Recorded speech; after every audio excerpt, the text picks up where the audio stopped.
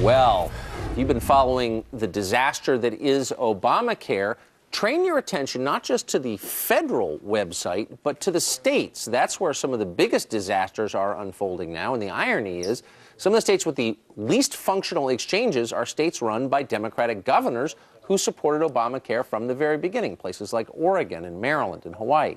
Bad. Yeah, this is surprising, actually, that the New York Times taking the Obama administration to task this morning with this big front page story about how all of these Democratic-leaning states are having big problems. As Tucker just mentioned, a few of them are Hawaii, Oregon, one of them just a mess right now with their state exchange, people not even able to log on and get the coverage they need.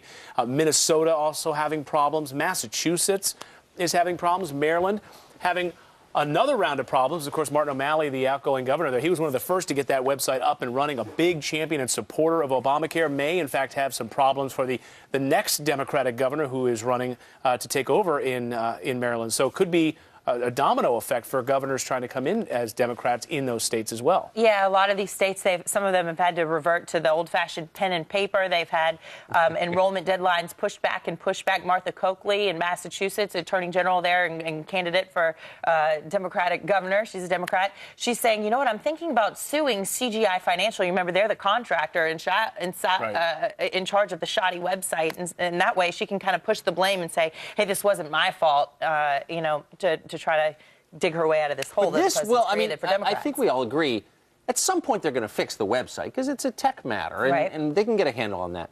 Much more ominous, much more threatening, I think, to ordinary Americans are the deep problems with Obamacare, the costs. And people who have insurance now will be paying much more for their insurance, and we're already seeing it in state after state. People's premiums going through the roof, even those who've been able to keep their plans. Yeah, people who are able to keep their plans, upwards of 306,000 people in California in a story this morning, their premiums going up 25%. These were people that were grandfathered in, able to keep their plans, in addition to which, those prescription drugs, those generic prescription drugs, which you were told are, you know, $5, $10 with a copay, those are skyrocketing as well. We're hearing reports some people now paying up to $80 for what they used to pay $5 for on their copay under those generic drug terms. And they were warned about this, but it's really a lose-lose situation for them, because if they decide to keep their plan, then the premium could be going through the roof. Like in these situations, if they decided to go for the less expensive Obamacare version, then they ran the risk of losing their doctors, losing their plans, and losing their prescriptions possibly. You're going to see a lot of people giving up on going on Medicaid.